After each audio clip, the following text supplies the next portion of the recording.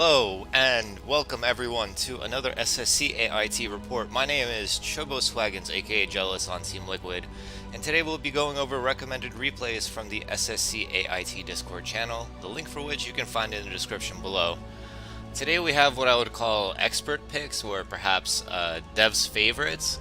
Every replay that we will be seeing today was suggested by a dev of the AI featured in the game, so these should be really exciting. First up, we have Banana Brain, current frontrunner on the Basal ladder after some recent updates to its code, playing against a human on the Snail, which is the StarCraft human and AI ladder. You can check the description for more info on that as well. Banana Brain spawning here at the top left of Fighting Spirit as the brown Protoss, and on the bottom left we have SSS as the yellow Terran is the human player. Opening with the depot under the command center here. This is indicative of the fact that they're most likely going to go for a barracks SimCity right here to the side. This allows Marines to go up and down in between those two structures where Zealots cannot enter. In the meantime, we see that Banana Brain has gone for a center 9-9 gate, which is a very aggressive build. It's a situation where the Terran probably would have liked to have walled, made a depot barracks depot wall off here. With just one barracks, it's going to be a difficult attack to hold. However, the Terran is scouting, and should be noted that it's scouting in the wrong direction. And it's scouting quite early, and in fact it's going to scout with two SCVs, probably indicative of the fact that maybe they practice with Banana Brain quite often and know that this is a possibility that they have to be aware of. So they should become aware of this two gateway play quite soon, as they see that the first pylon is forming in the main base of Banana Brain, no probes on the way, no nexus in the natural, and immediately we see the human player pulling the SCVs forward and putting the Marines behind it, creating a wall off on the ramp. It's quite strong. So the first two Zealots are going to be here, and I want to use this opportunity to let you know that I had already recorded this broadcast, but I had my microphone muted, so that's why we're going live yet again today. And the one thing that I also want to know is the fact that the Zealots are not engaging against the SCVs. This is probably because they don't recognize them as combat units. This is something that we see quite frequently from the built-in AI. In that instance, the Zealot actually did attack the SCV, and now I see more clearly that it's not because the SCV attacked the Zealot. It's actually just probably because the Zealot got close enough to take a shot at it, and maybe that, told it, hey, maybe I should attack something while I'm here. I don't know. In response to this, S is going to go for double factories to back this up. I feel like this is a quite strong play, knowing the fact that the Dragoons are going to be delayed as well as the Dragoon range upgrade, meaning that Vultures with mines are going to be extremely effective. We see a Vulture and a tank added already. It should also be noted that the two SCVs that were sent to scout have removed the pylon that was in the middle of the map, making these two gateways unpowered, means they can't produce any more Dragoons. That forces Banana Brain to add two more gateways in its main base to restart its army production. Now having two Vultures, a Siege Tank, and 4 Marines, and don't you hate it when that happens with your Siege Tank? We are going to see the Terran move out, and it's going to go straight for those center gates. I probably would have preferred to attack more towards the natural to deny any expansion attempts, but removing the gateways prevents Banana Brain from powering them up later and makes the investment a completely sunk cost. So this is, we see that the Dragoons and the Zealots are not choosing to engage against us, probably waiting for that range upgrade to finish up. And actually, the range upgrade has finished now. The engagement is going to come in, and immediately the Terran is outnumbered in the middle, has not sent its reinforcements forward, chose to keep them inside the natural base instead, went for a command center expansion of its own to mimic the nexus that we see from Banana Brain here. Banana Brain, 3 gateways now, adding a forge quite early for PvT. Normally you would want to delay the forge, add more gateways so you can have greater production, and is going to follow up with a 3rd base of its own. Meanwhile, the human player is now adding a 3rd factory, which is a little bit on the aggressive side, already has its armory spinning with +1. And a little bit of a poke here from Banana Brain is going to be coming in a little bit too close for comfort. They're going to lose a Dragoon there and pull all the way back to its natural now, waiting for the cannons to come up. Cannons are another thing that you rarely see this early in PvT. Generally, again, one cannon can be thought of as an additional gateway that you could have. Additional gateways equals to additional production, which of course is beneficial, especially in a matchup where Terran is so cost efficient in their engagements. So Following up with this, we see a starport from the Terran player. That means that they're likely going to go into double upgrades with a second armory somewhere around here. Going to go for that 2-1 style push. At least that's what I anticipated, seeing the fact that there's going to be 4 factories now added. It's usually indicative of the fact that there's not going to be an expansion. We have chat from Nico Klauser in the chat saying that leaving those gates is more likely to harm the bot, and because the most AI would not know that they're useless.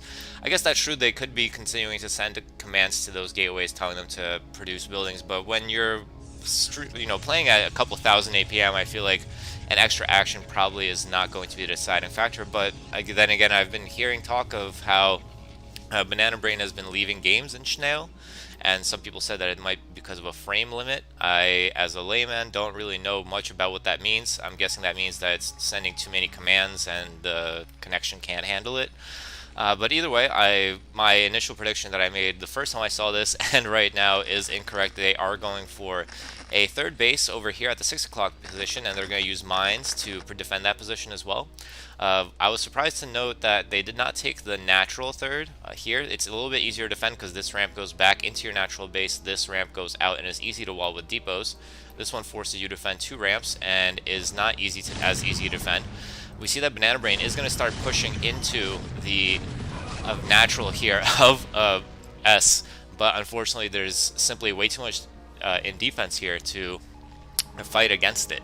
And we see the patented shuttles from Banana Brain. Banana Brain has been using them to do fantastic Reaver control and also some Zealot drops in recent games that I've seen, and so it's looking for potentially an opportunity to do so here. But with the presence of Goliaths and the turrets, the chances of that happening are unlikely, I think.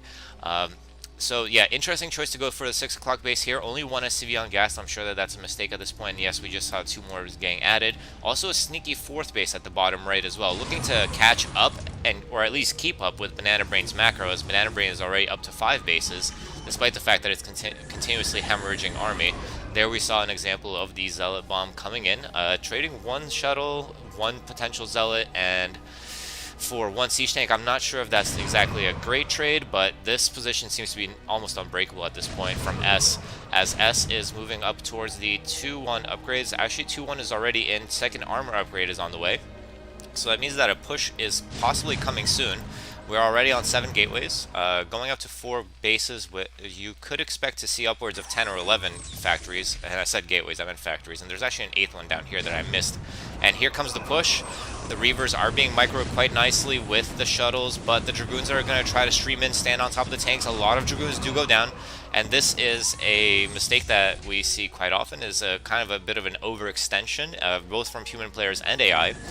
Typically, and this is something that I mentioned and Nightcat has mentioned numerous times on the stream, you want to look at your Dragoons as kind of like the backbone of your army. It's a lot more cost efficient to trade your fast, quickly producing and cheaper Zealots for siege tanks and continuously reproduce them, as opposed to continuously investing into Dragoons. Now, this is a crucial moment that I want to show here. Cannons in this case actually proved useful, because they're actually going to prevent the army from engaging with the Nexus immediately, and at the same time Banana Brain is here to defend very quickly. And look at that spreading and arcing that it did in response to the mines being laid by the Vultures. Normally what you would want to do as the Terran player here is to lay the mines ahead of time as you're pushing there. Because the Vultures move so quickly, you can send them out first, lay the mines, and then their push is going to be protected. But in this case, Banana Brain's control was so good, it didn't lose anything here, cleaned up all the Vultures, cleaned up the entire push, and suddenly the Terran is in for a world of hurt. Looking at the supply difference, the worker count is practically the same, but the army is almost double that of the Terran players does Banana Brain have. Also has that, again, the amazing Reaver shuttle micro here. The siege tank count is not quite enough to hold back this wave of almost pure Dragoon army. And yeah, look at the splitting and the advancement of the Dragoons pushing down the tanks, and it's going to continue into the natural of the opponent's base. Let me try to see if I can catch up with the chat for a little bit. Yeah, so Purple Wave in the chat is talking about the difficulties of handling walls as from the AI side, and that's something that we will see later in the game. So well, later in the broadcast, so I am going to save that for later. Reavers trying to push uphill. This is something we're going to see again too, so keep that in mind in the future as well. The siege tank defensive position here is quite good. This is a way that a lot of Protosses and actually Terrans too can throw the game. It's easy to take out the natural on the relative scale, but to try to push up here is very, very difficult. So in this case, Banana Brain should aim to not overextend. Taking out these tanks is good, but the question is how much are you losing in order to make these trades? Looking at the amount of blue goop on our screens, it's clear to me that that was probably not a wise decision here. At the same time though, this base has been discovered. The storm from the Templar has taken out quite a number of SCVs as well. And these bases are largely undefended. There are 2 factories here to hopefully delay any aggression. The tanks are moving out. They're almost undefended, but against an almost pure Dragoon composition, that's quite a decent composition. But as I say that, Zealots stream in here and take out those reinforcing tanks. Over here, this base is still largely undefended, and this base has now officially gone down to 6 o'clock. Meanwhile, Banana Brain is going to take this natural third of the Terrans, and that's part of the reason why I, earlier in the game, said that maybe it would have been better to take your third base here. It's also a very common push path for the Terran because of the fact that it's walled off on the sides with this these terrain features. An attempt to push up the ramp now with using the combination of Templar, Reavers, and Arbiters has been successful, along with some Zealot bombs right on top of the tanks. Very nicely done here from Banana Brain. It's almost human-like play here. Obviously, the control of every individual unit is superhuman, but the concepts that are being used, using cloaking to your advantage, using the shuttle to drop the Zealots on the siege tanks, very, very nicely done, and great stuff from Banana Brain here. As I mentioned at the beginning of this broadcast, Banana Brain recently got some updates that has pushed it towards the top of the ladder. Great uphill storm there, using the vision from the Observer and the shuttle as well to target the tanks and the Goliaths that were standing there. And the pressure just is relentless at the natural. It seems that the human player cannot keep up with production after having lost 2 bases, and the production of Banana Brain is just off the charts. Not really much more that can be said, and S calls the GG there. Let's take a look at what happens. Hey, Linker Nick, welcome to the party. You are not late. Blocking ramps with units that are not visible from below should be illegal, says Gathers. Well, as an AI developer, I'm sure that other AI developers will understand your perspective on that. Moving on to the next game, we have Banana Brain at the top left as the yellow Protoss, again on Fighting Spirit, against the human Zerg, Srosh, on the bottom right as the white Zerg. So Srosh is sending the Overlord in the quote-unquote correct direction, which is towards the nearest potential natural for the Protoss player. However, Banana Brain has no intention of expanding at this point, is playing a pylon inside its main base, and is most likely going to go for a gateway style play, sending its first probe scouting in this direction to try to locate the Zerg player at the same time. Zerg has gone for an overpool, which is kind of a middle of the road build. It's not aggressive, it's not economical, it's kind of good against almost any, well, it's not going to lose to anything outright, but it's not likely to win against anything outright either. It is going to delay the natural hatchery for a little bit, which could be a concern against gateway openings because of the fact that the hatchery and creep spread is going to be delayed. No probe harass though, so the hatchery does get placed down. It should be noted though that instead of going straight for a 2 gateway play of some sort, there's going to be 1 zealot, a cut of probes in order to add a cybernetics core and a pylon, and to accelerate the tech that Banana Brain is going for. Now, this, as I said before, I got spoiled slightly about what's going to happen here. I made an entire video highlighting this strategy. It's one of my favorite strategies in all of StarCraft, as Srosh takes the third base as Zerg, very standard play so far. Most likely going to go into Hydralisk play after adding a gas right now. Gas is probably a little bit delayed. You generally want to start adding that gas as you are going to take that third hatchery, unless you're going for some shenanigans like 5 hatch before gas. Anyway, 3 Zealots are out on the map now, and we see a Stargate. Stargate usually is used for 1 base Corsair builds. You know, you can go 1 base Corsair Dark Templar, 1 base Corsair Reaver, but in this case we're going with a Scout, and this is an opportunity for me to tell you guys a funny anecdote about a personality that I'm sure you're very familiar with. The caster Tasteless. He used to go by the title, the account name, My Lost Temple on Team Liquid, and I saw a post of his from about 2004, maybe a little bit earlier, where he asked, is it better to make a Scout or a Corsair against Zerg? And Apparently this is obviously before the revolution of Bisu and the Forge Fast Expand, when Corsair's strengths really became apparent, and people were debating, are scouts potentially better? Yes, they're slower. Yes, they produce slower, but they get the advantage of being able to shoot down. They also take out overlords faster than individual Sairs do, and they force the Zergs to potentially invest into spore colonies, which can hurt their economy at a fragile time. But in this case, we see that the scout is mostly for Overlord harass. The Hydralisks are there, and I don't know why, but for some reason the sound for OpenBW has been a little bit in and out for me recently, so I'm sorry about that. Scout looks like it got trapped here by the Hydralisks. Very nicely done by Srosh. The Scout AI did not know what to do or how to escape that situation. In the meantime, we see a very aggressive opening. I mean, and keep in mind, the second gateway did get added, but for the most part, this is all production off of one gateway. It's a very aggressive play from Banana Brain, and Srosh had some Hydralisks kind of out and about after chasing down that scout. There's also a Dark Templar, and one thing that I love noticing about this Dark Templar, first of all, is the fact that it prioritized targeting the drone. Second, look at this.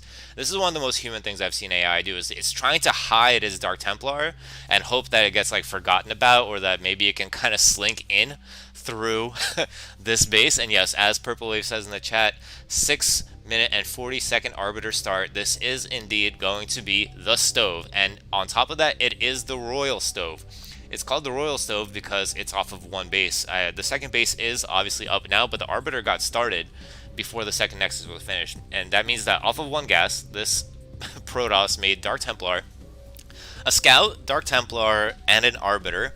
And the upgrade that's coming in, now we're finally getting Dragoon range, by the way, but Stasis for the Arbiter is coming in. Stasis will be used to control the amount of army that the Zerg has available to use, and already we see the cloaking effect in play here. The first engagement allowed the Zealots and the Dark Templar to get in very close to the Hydralisk before detection was available from the Overlords. The Overlord now being brought forward, and Sairs are being made as well to try to punish those Overlords from for coming too closely. So it's going to be a very, very hectic moment for Srosh here, as this AI's micro is going to force it to keep a constant tab on where the Arbiter and Cloaked units are. You see here the Zealots managed to run almost right up to that Hydralisk without any supervision, because of the fact that the Sairs are constantly pushing the Overlords back away from the Hydralisks. Unfortunately, the Sairs did go down there.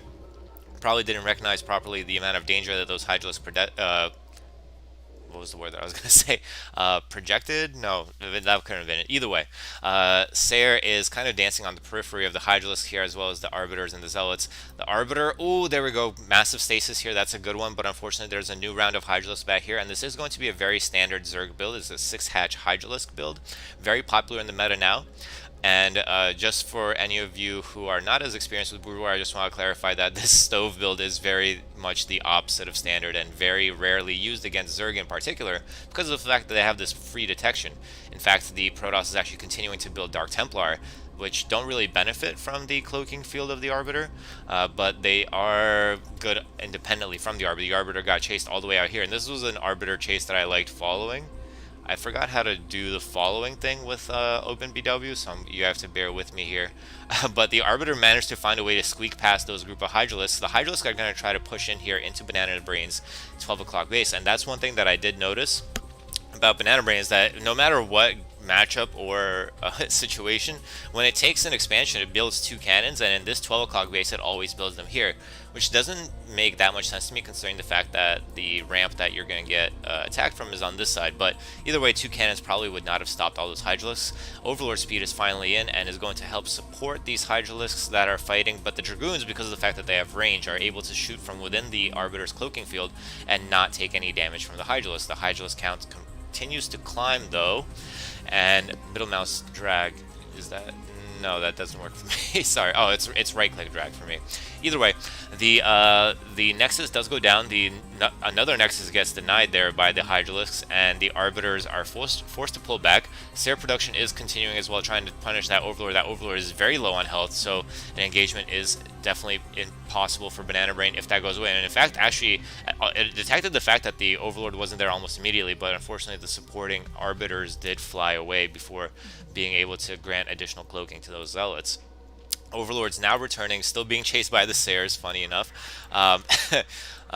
Probes continuing to try to go over there to try to build another Nexus, but this base has been locked down by the Zerg, who has now taken the bottom left base as well, bringing up to 4 bases, 7 hatcheries, and we see a swarm of Lurkers here in the middle. Now, Lurkers are going to be great against everything that this Protoss has. The Protoss had to rush up an observatory in response to seeing these Lurkers, and the Lurkers are going to take a commanding position here.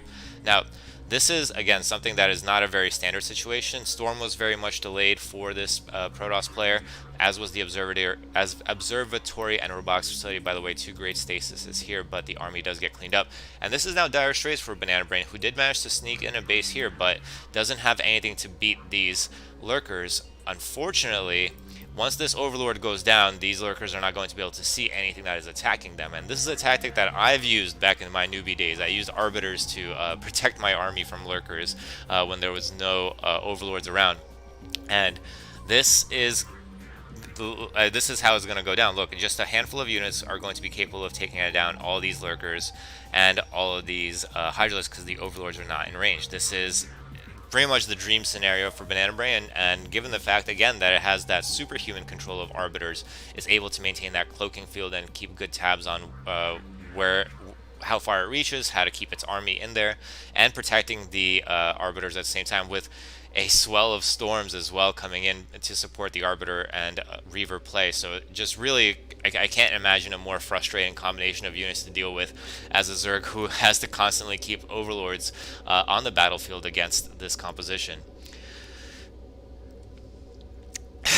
Purple Wave says there's no losing when you do the stove. There's winning, and then there's winning more, and that's absolutely true. Because if you've had the balls to go for the stove, you are already a winner at heart. You know, you're a hero. I've said it before. You know, winning is temporary, swag is forever. That's really what it comes down to, and we already see the tides turning here. We have 3 Arbiters who are all capable of casting a stasis once they have the energy. We have an army composition that is pretty erratic, you know, Dark Templar, Zealots, Archons, and Dragoons, a little bit of everything. High Templar, Reaver coming in with a shuttle. Great storm there. The Archon does get taken out. Double stasis here, freezing those Hydralisks, and yeah, this is just super frustrating. And then there's also like shuttle micro over here happening. As a human, there's no possible way that you can keep up with this as a player, and that's something I'll talk about later as well. And yeah, now the pressure is coming in hot and heavy into the natural of the Zerg player, and the snowballing effect of these Protoss army is starting to take hold. The Hydralisks are coming in quite nicely for being produced from all angles, but stasis again freezes half the army, and cloaked Dark Templar and the Overlords being chased away allows them to stay alive a little bit longer. More units falling, and it's just humanity seems so pitiful in this context, doesn't it? You know, there's no way you can possibly keep up with everything that's going on here. Arbiter retreating from the pressure from the Hydralisks as the cloaked units fight underneath the cloaking field to take out those very same Hydralisks. Excuse me. The hatchery, by the way, was almost taken down by the Dark Templar. Dark Templar are great, for taking down buildings, and that's why they're sometimes dropped as a harassing unit. Hatchery finally does go down, hurting the production of the Zerg. And now it's pretty much chaos in the natural of the Zerg player. It's broken. The Protoss is broken into the mineral line. Overlords are getting taken down by the Sayers, and Srosh says that he's had enough. Main base is almost completely mined out, and yeah, that is a wrap if I've ever seen one. Amazing play from Banana Brain to bring it back, and great play from Srosh to almost breaking Banana Brain at one point. But the amount of multitasking necessary to keep up with this kind of control is just insane. And for our last game, we're going to have yet another Banana Brain. Well, last game with Banana Brain. Sorry, I kind of messed that one up. We have Banana Brain here at the bottom left as the orange Protoss on Andromeda. On the bottom right, we have a human player playing Terran, and this is on the Schnail ladder. This is why the AI's name is anonymized. Schnail is the default name given to people who don't want to self-identify on Schnail. And yeah, again, the map is Andromeda. It's a very eco-oriented map. It's a very turtle-heavy map for Terran. Part of the reason why is because, first of all, you have these 2 high grounds on either side that you can position your tanks on. All you have to do is take out this power generator, I believe it's called, and then you can freely move your tanks over here. It's also quite easy to wall with 2 depots and a barracks here in the natural. And again, because of the fact that there's this kind of like horseshoe shape and that you can position siege tanks on the other side, this becomes kind of a death knell for any units that come in and try to apply pressure, which often happens because, as Purple Wave was discussing in chat, if I understood correctly, is the fact that it's kind of hard to code AI to understand what a wall is, the fact that units can't get through it, the fact that pathing through it and sending move commands beyond it is super annoying and buggy and makes them, you know, go in every which random direction. Yeah, Purple Wave asking if people use the high ground putting tanks over their own natural map. I would say yes, absolutely. It's incredibly helpful for when you want to start moving your push outwards, especially in positions like these, because the Protoss main base is to the left of the Terran's base. So what you can do is you can take out this reactor, you can position some siege tanks here, and that gives you a better course to push out this way and start applying pressure across the map, because this is a pretty wide and open area, and hugging this wall allows you to pressure this way. Beyond that, yes, of course you can use that position aggressively. If you make dropships, you can drop siege tanks on your opponent here. This is exactly what I did in my show match against Stardust. I dropped a bunch of siege tanks here, make the AI go crazy and suffer basically. To talk a little bit about the openings here, we had a siege expand from the Schnell player, very standard and safe play. Not making any Marines, no need to waste money on that because the wall protects against all Protoss units here. Siege tanks will be enough to hold for now. Meanwhile, the Protoss player did go for a 12 Nexus, perhaps recognizing the fact that it is an economy-oriented map and that I most likely will be able to get away with it in the PvT matchup. Expansion now up for the Terran player as well, who's not that dramatically behind in economy going siege expand against a 12 Nexus.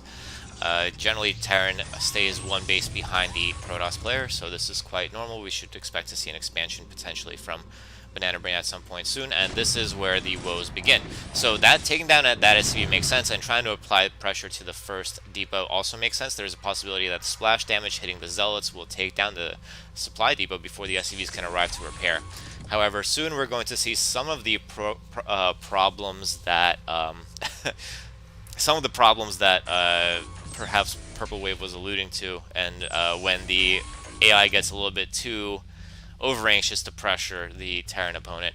Should we know that Terran is playing super safe, by the way. They went for an engineering way to build turrets to defend against air and to create detection, and they went for an academy as well for ComSat in order to do scouting and to detect any mobile cloaked units like Dark Templar. So a lot of times what you might see people do after a siege expand is to go for some sort of pressure build, like 5-fact pressure, but in this case it's going to be very nice and passive, and on top of that we're adding that starport. So starport again opens up the possibility of aggressive options, dropping siege tanks on your enemy.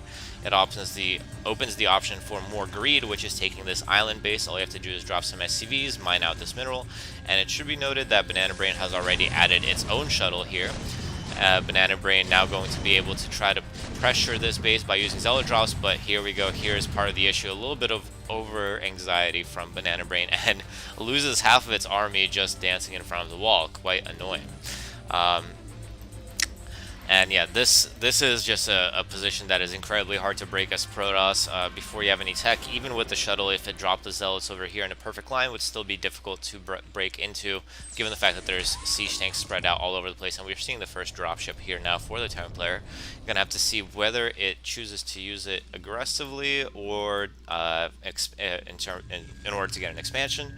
And at the same time, we see that Banana Brain is now actually going up to 4 bases, having taken the 3 bases that are natural to itself here. Trying to apply pressure here. We did just miss a Zealot being dropped on this siege tank. It did take it out, but again, the pressure is not going to be able to bust through this number of siege tanks in this position with this wall here. Yeah, and I just saw the chat, the fact that Purple Wave said that it was a joke because his cheesy brain did not consider the fact that this could be used as defense. I'm sorry I missed the joke.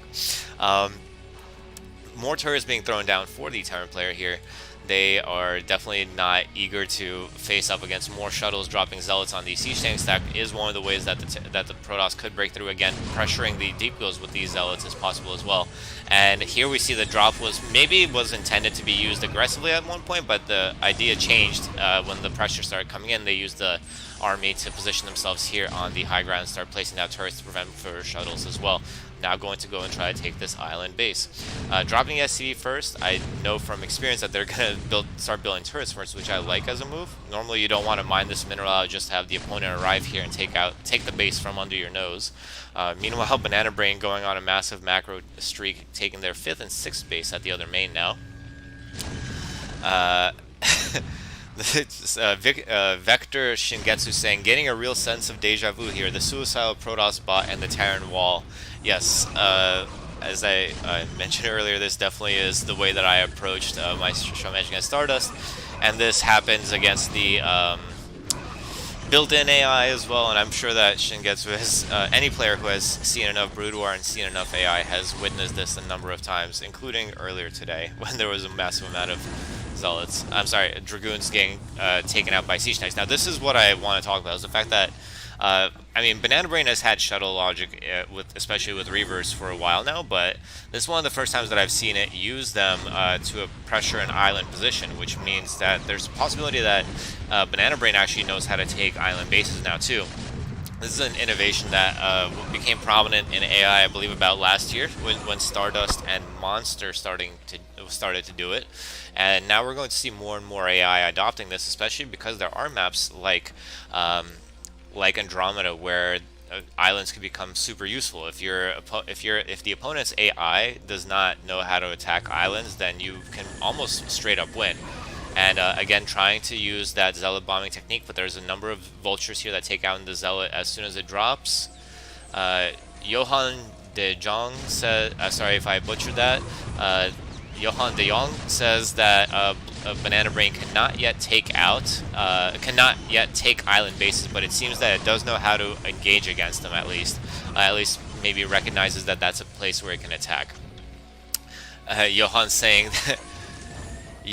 that is in the massive to-do list, and I'm sure that a lot of other developers can relate to that notion. But so this kind of abattoir here has been consistently shredding Banana Brain's army anytime it tries to come near, and this is exactly what I was talking about earlier, the fact that there's just basically no way to engage this from the ground, and the defensive play from the Terran player with the amount of turrets and everything means that shuttle play is not going to be an option. I mean, shuttles trying to come in here, manage to drop one Zealot, not even take down one tank. Reavers are standing here uselessly, and this is one thing that I wanted to know earlier, is I think that the Reavers don't realize that these siege tanks are out of range. Now, this is what Banana Brain's creator, I've said, the replay submitter said that they think that Banana Brain learned how to rage quit because of this, because it just lost so many of its armies in front of this base, and now it has just left the game seemingly, or the game ended. Now this is where the earlier discussion about frame limits could come in. Nightcat was discussing that earlier. And Purple Wave is confirming it. It says looks like a dedicated drop. Oh, never mind. Sorry. Oh, he was talking about the Reaver. Sorry about that. Yeah, so it seems that the game ended without either player intending for it to end at that point. The creator of Banana Brain has mentioned that Banana Brain will keep fighting as long as there are combat units on the map. So we don't know exactly why this ended, but I like the narrative that this was a rage quit. So we can move on to the next game. Here we have Willie T spawning as the yellow Terran at the top right of yet again Andromeda, and is going to be facing up against the threat, the tournament threat and winner of many tournaments over the past year, Stardust. And both of these players are AI, unlike the previous games that we've seen where they were human opponents. This was played, I believe, on the Basil ladder. Stardust, of course, being one of the premier Protoss AIs in the scene right now, having won many of the tournaments, including the most recent SSCAIT tournament. And Willie T, being an up-and-comer, made a lot of progress over the past year to their code, and they are going to show us what they're capable of here, sending out an early SCV Scout, and this SCV Scout seems to be going cross, which is a move that I like like to see. Strategically speaking, if you go cross and you confirm that the opponent is either there or not there, that tells you about what kind of rush distance you are to expect. Diagonal rush distances are going to be longer than near position rush distances, so if you see them here, that means that they're going to have a long rush distance. If you don't see them there, that means that the rush distance is going to be short, which in turn can affect how early you might want to take your expansion. In this case though, it doesn't seem like there's a very aggressive build coming in for Stardust at all. Stardust actually opened a pylon, gateway, gas, pylon, which is a weird opener to have, especially given the fact that we know that Stardust likes to go for Dragoon heavy play. I don't believe that you gain any less. Well, let me phrase that differently. I don't believe you lose any mining efficiency by going for 8 pylon, 10 gate, 13 cyber. You never have to cut probes in order to fund that, so I'm kind of puzzled as to why this choice was made to go for 2 pylons before the cybernetics core. It does delay the first Dragoon, it does delay the range upgrade as well. Maybe that's something that the bot author can tell us about at some point, maybe in the Discord. In the meantime, we see Willie T going for a very standard opening with a factory after barracks, 4 Marines made. Well, I don't want to say standard, it's more like very defensive, because it made a bunker on the high ground instead of walling off or using the low ground to secure the natural and second gas like we saw the Terran in the previous game do. It is going for a factory with siege mode and an engineering bay, which is very safe, and it's actually going for a second factory now. Means that it could be potentially aggressive, and that would explain why there's 3 SCVs still on gas. A lot of times when you go for something like a siege expand, what you do is you make the first factory, you start the siege mode. Let me try to remember how to do this. You start the factory, you leave 2 SCVs on gas in order to make a siege tank in siege mode while getting the earliest command center possible. We're not going to see that in this case. Another thing I wanted to point out that's interesting to me is the fact that these Marines stay outside the bunker for some reason. I struggle to see what the benefit of that is. Of course, there is like immediate mobility, but I don't think that APM is much of a factor for AI. I don't think that they gain anything from popping into the bunker when they see a threat, so it's just an interesting little quirk that I've noticed about Willie T. By the way, this replay was recommended to us because of the theme of Tonks. Tonks, referring to the siege tank, as we see Willie T is pumping siege tanks from 2 factories right now.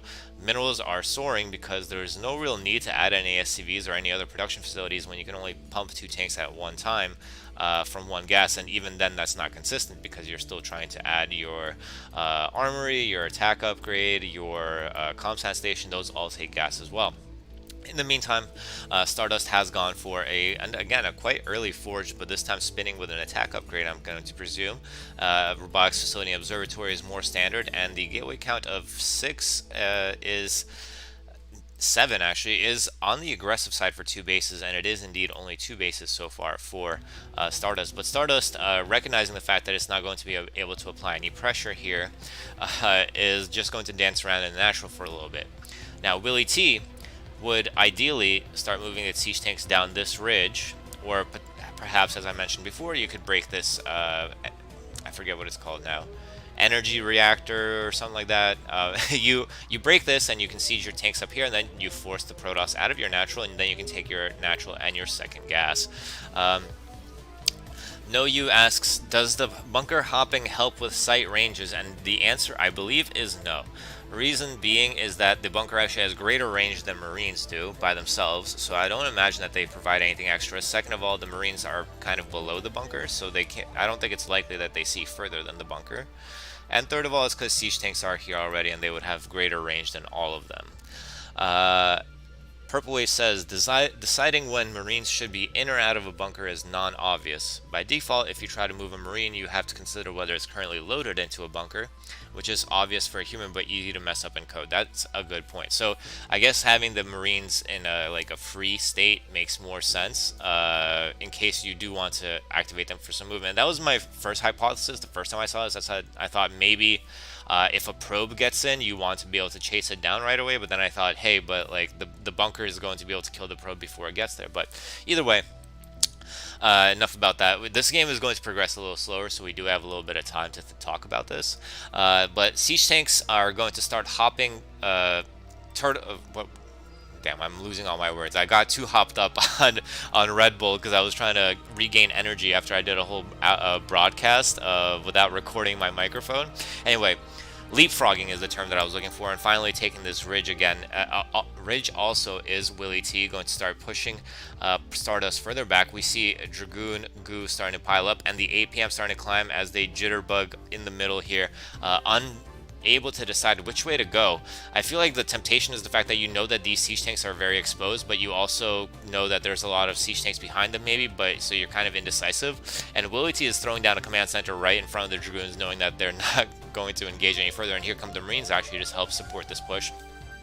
This leapfrogging behavior is very standard Terran behavior in general. Humans do this too, but obviously being able to control every unit at the same time as a Terran AI like Willy T can is very advantageous for this, and we're going to slowly see this leapfrogging behavior make Willy T's APM start to climb, and we're going to see something really impressive from Stardust, and that is its ability to create extra large concaves. Now, for human players, it's already difficult for us because of the fact that we can only really focus our attention on what is happening on one screen. So one screen in Brood War is probably about this big, maybe a little bit smaller, maybe a little bit bigger, something around that, right?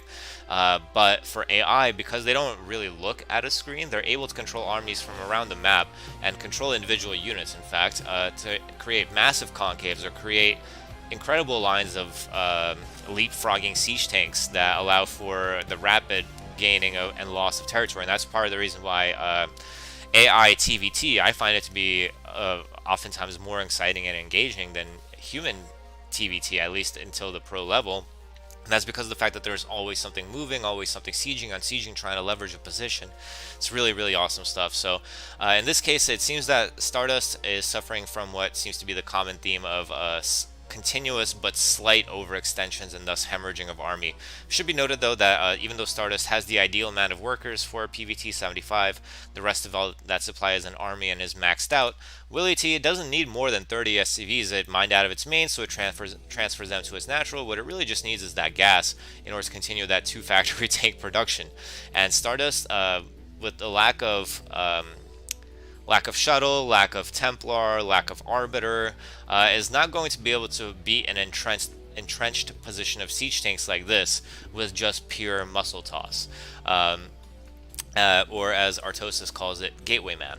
Now, this is the point at which I want to point out the fact that because of the fact that Willy T spent so long on one gas and has been focusing so heavily on just pure siege tank production, it has not had the gas to add the starport science facility and get those additional upgrades. Meanwhile, Stardust is already on the way to 3-3 attack and armor for the ground army, and actually one additional forge seems to be spinning with the shield upgrade as well. And the other thing I want to point out is the fact that we're climbing and climbing closer and closer to what I call critical siege tank mass, and what Noni, the famous StarCraft 2 and Brood War player, has discussed on Team Liquid forums yet again.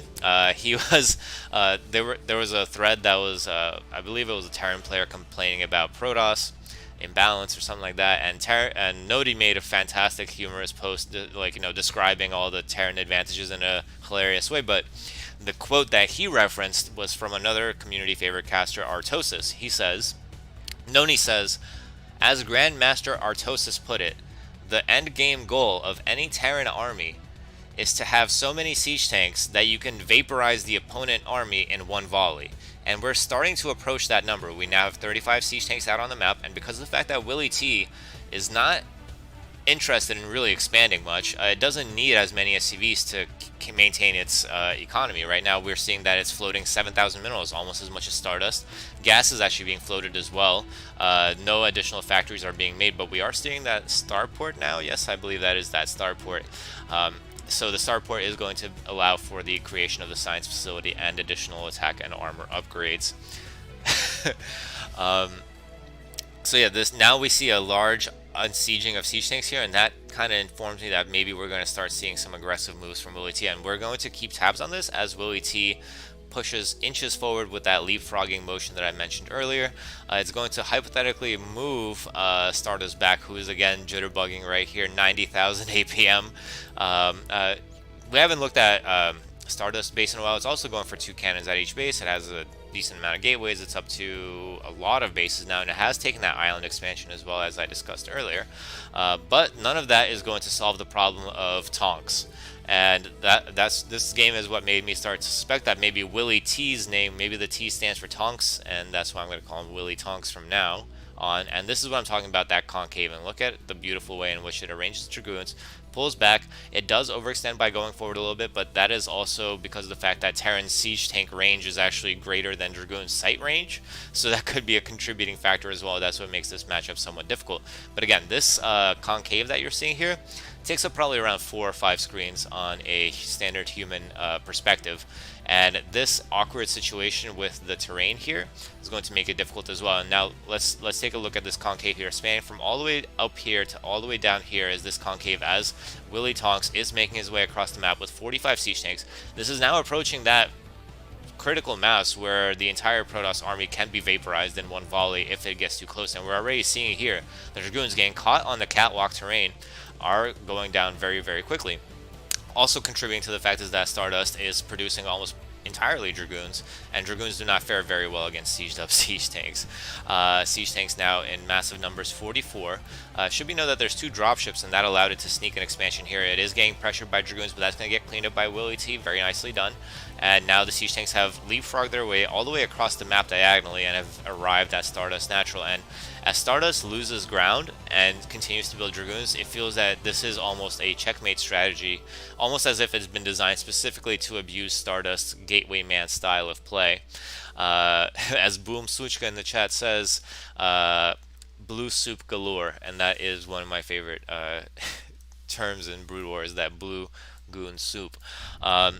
Upgrade still spinning for Stardust, but I feel like at this point, Stardust, I mean, it has 12,000 minerals, but it's just not winning, right? It feels like it almost gave up, and this is something important to note. Also, Willie T has taken the island base as well. So Willie T is another addition to the island club here in the StarCraft AI universe. Now the siege tanks have leapfrogged all the way up to the ramp leading into the main base of Stardust. Stardust is going to start losing all of its gateways, and having already seen this replay, I can tell you that it doesn't really get much more interesting from here. It's just going to be a cleanup, so I'm going to speed it up a little bit. So you can keep an eye on how the siege tanks leapfrog their way up. Of course, we're all familiar with this feeling if you've played Brood War, when your units block your units from being able to go to where you want to send them to. And that we're seeing that over and over here. The siege tanks want to go, these siege tanks are in the way, but it does do a good job of abusing the slightly wider space ramps and fitting 2 or 3 siege tanks on the ramp at the same time. Random SCV movements here are quite interesting to me. I don't know what that's about, but it should be noted also that Willie T is now using the dropships and the siege tanks aggressively as well, attacking this expansion from Stardust, and Stardust doesn't really have much of a reaction here. Let's see what the chat says.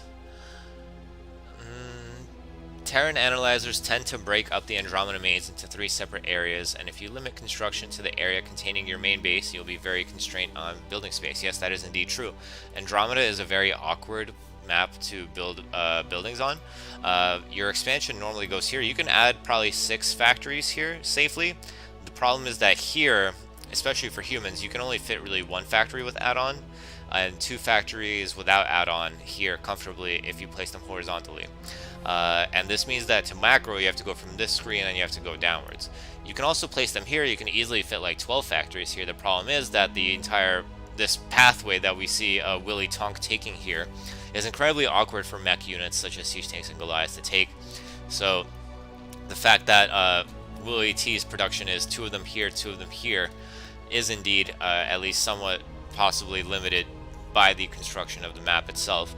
However, I would argue too that Willie T had ample opportunity to add way more than 4 factories way earlier in the game, or at least actually even to go up to 4 factories, had that opportunity way earlier in the game, but chose not to. So I think maybe it's constrained by something else, like its ability to or the timing of its 3rd and 4th gas, or maybe just the fact that it wants to have that gas bank to continue pumping siege tanks forever, as we see 64 siege tanks on the map and only 40 workers. Should be noted also that not only can Willie T take bases, he also knows how to deny them. And in this case, the siege tank that could have been taken out by the probes that were there actually ended up taking out all the probes instead, as the probes one by one went to mine the gas. And in this case, Stardust is going to lose the game with 14,000 minerals and 6,000 gas, which is a little bit of a surprise here. And yeah, this is just going to be a standard cleanup from here on out. So I am going to move on to the next and final replay. And look at this searching mechanism that Willie T is doing on the minimap, looking all over the place for that last building.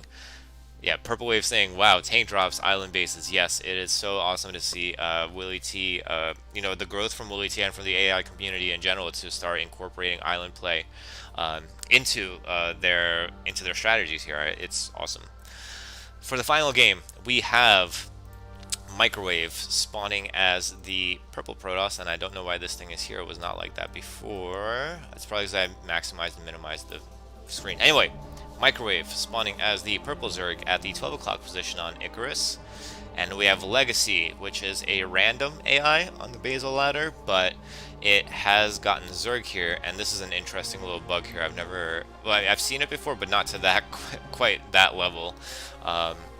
Legacy plays random. I don't know much about this AI, but in this case it did get Zerg. So this is going to be a ZVZ, and ZVZ known for it being hyper aggressive, being a almost like a street brawl or a knife fight.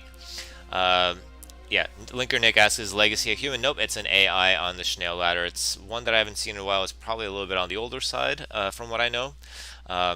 Nico Klauser says, true, it's deliberately hard-coded. This is talking about Willie T. Deliberately hard-coded to stay on 2 factories until it moves out and expands more. Great. Yes. Yeah, Purple Wave saying that they don't know anything about the Legacy author. I don't either, so unfortunately I won't be able to help you there. Microwave seems like it went for a 9 pool, 8 gas into going for speed first and then a second hatchery. What thing to know is that it puts the Takami way behind it and actually sent its Zerglings in an interesting path towards the middle of the map. So Legacy is going to make its way into the main base first, but no, actually having spotted the Zerglings from Microwave is going to be forced to pull back and try to engage with the Zerglings that are potentially going to raid this mineral line. And actually taking down a couple of drones is huge in this matchup. That's a twofold reason. First of all is because you generally have to opt for low drone builds such as 9 pool in order to not die to your opponent's low drone builds. Rushes are very strong. And as a result, you have less larva. Larva can be thought of as the third resource that Zergs have to think about. It's something that is difficult for me and my Protoss brain to wrap my head around when I play Zerg, is the fact that larva is a resource as well. You have to manage it, and because of the fact that Zergs produce Zerglings and drones which use up larva quite quickly and quite cheaply, larva as a resource is in low supply here for both players, and both players have opted to go for the I'm going Zerglings route. So we see here that the Microwave got Zergling speed because of the fact that it went for gas and it pulled the drones off of the gas. Meanwhile, Legacy is also on Zerglings but no gas, instead opting for 3 hatcheries, and is slowly but surely adding those drones back that it lost. And in a situation where it's 2 hatched Zerglings against 3 hatched Zerglings, you would expect that the 3 hatch Zergling player would win. However, speed is a crucial factor even in human, well, especially possibly in human versus human AI. Part of the reason why is because, first of all, you can chase down your opponent's Zergling as they run away, as you saw here. Second of all is because they organize themselves better. Even when they're just on standard A move, they're able to create that aggressive concave more efficiently than slow Zerglings are.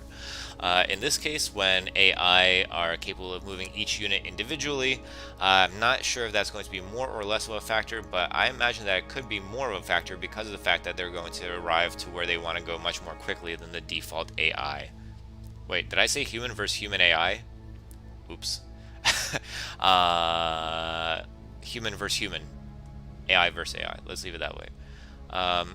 So anyway, I saw this engagement as kind of evidence of the fact that the concaves are forming better for Microwave, who again should be at a lower army supply consistently. In this case, it's not the situation, but should be at a lower army supply.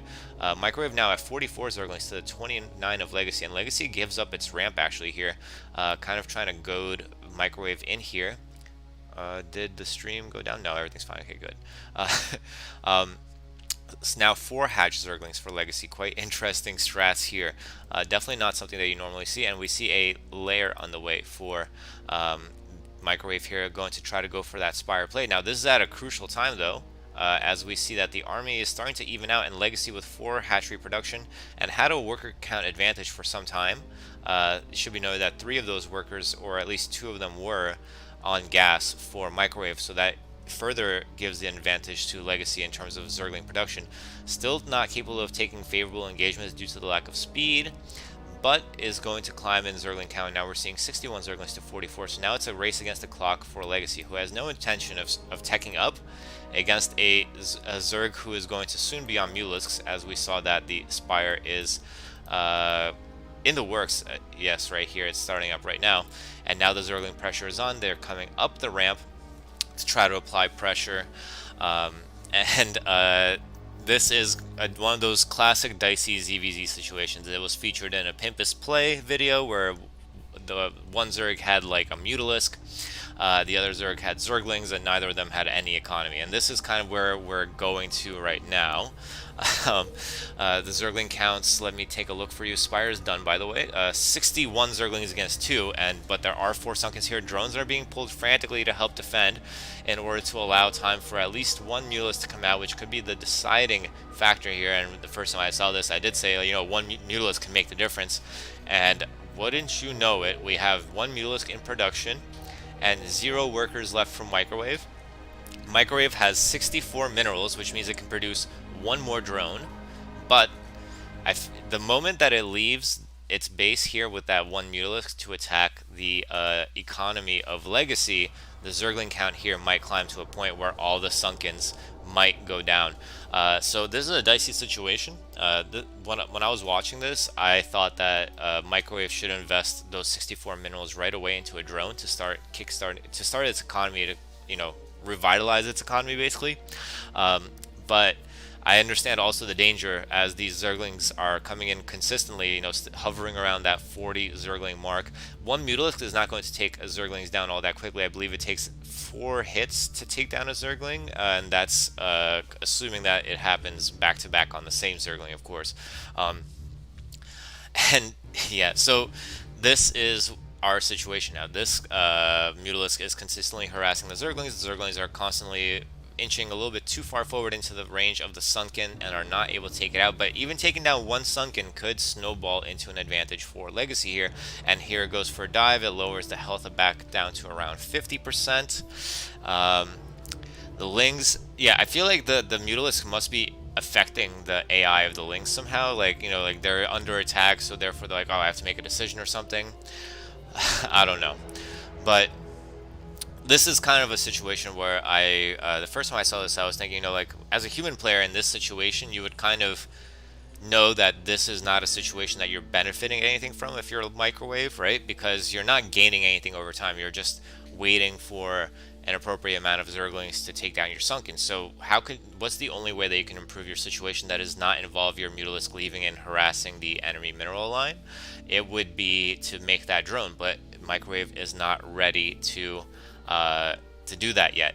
And the hatchery, I mean the Sunken, is in a way a good investment because of the fact that it heals itself and it has more health than a Zergling. So every time, for all the time that the Zerglings are not attacking the Sunken is healing its health. We saw it climb back into the green of health recently, and Zergling is still coming in and out, trying to engage.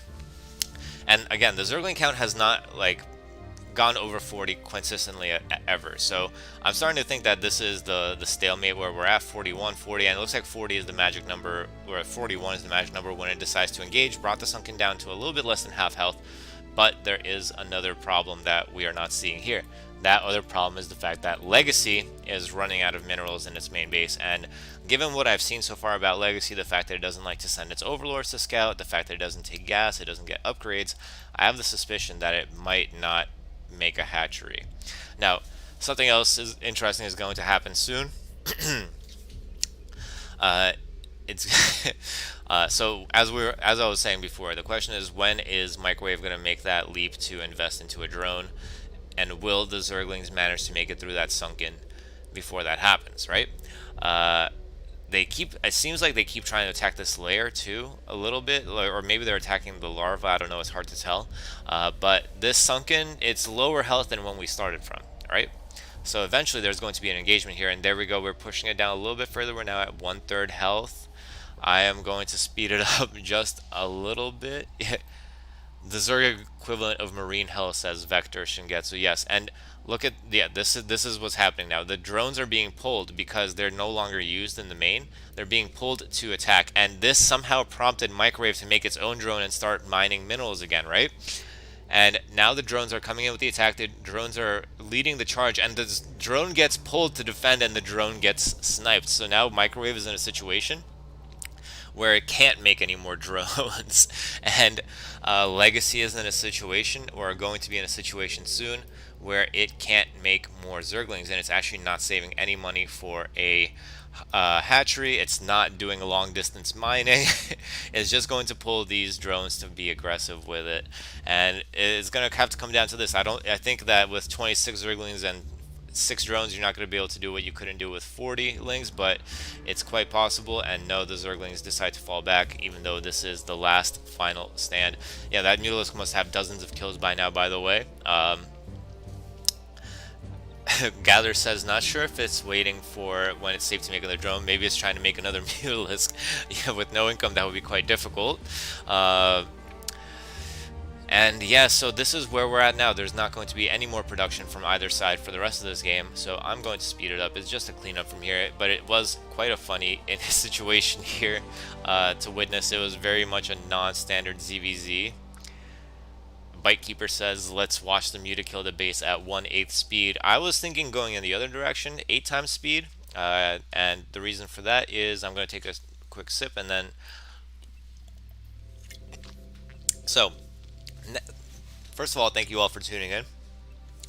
Second of all, next week you will be in the care of Nightcat. I'm not sure if we're going to do a live broadcast again, but I know that Nightcat said that he would consider doing them in the future because he had a lot of fun with it.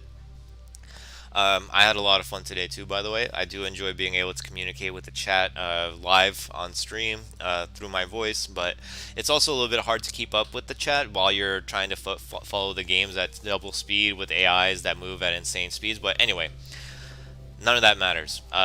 Okay, never mind. That does matter, but that's... Moving on. I had an idea that I shared with with the rest of the team, and that idea was the fact that because we always present these games in the form of replays, you know, you always see everything from this kind of zoomed out, impersonal view. You can see both sides very clearly, no fog of war. You're not it's kind of like you're taking a broad view of it, right? One thing that I believe is missing, which for me as a player of Brood War is probably one of the most essential aspects of Brood War, is the intensity and the pressure of being there in the moment.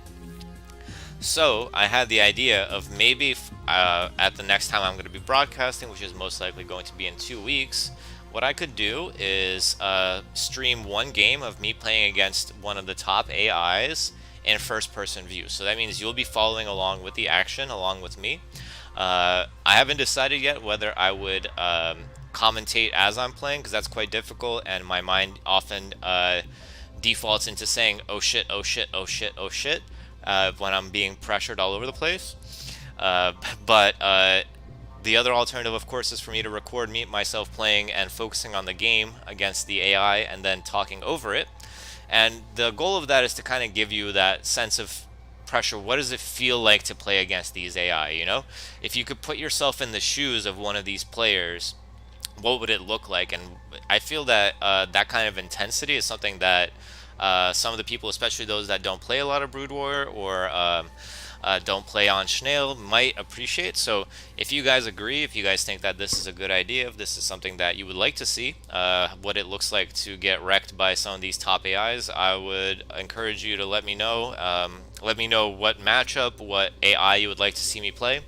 I've been playing some TVZ and PVZ against Monster. I've been playing against Stardust, TVP, PvP. Those are probably the matchups that I'm most comfortable with, TVP, TVZ, PvP, PVZ. So let me know. Let me know which AI you want to see and which matchup, maybe even what map, if you have any ideas in that way. If you can't think of anything right now, obviously you can drop a comment in the comment section below later on. or feel free to join our Discord. Again, the link for it is in the description below. We welcome anyone to come in. We love talking about the game, about AI in general. A lot of the people there talk about coding, saying words that I'm sure are made up and don't mean anything, but apparently they understand what it says. Yeah, thank you all for tuning in so much. I look forward to seeing you guys again. And yeah, have a wonderful summer, a wonderful weekend, a wonderful day. Take care. Stay healthy.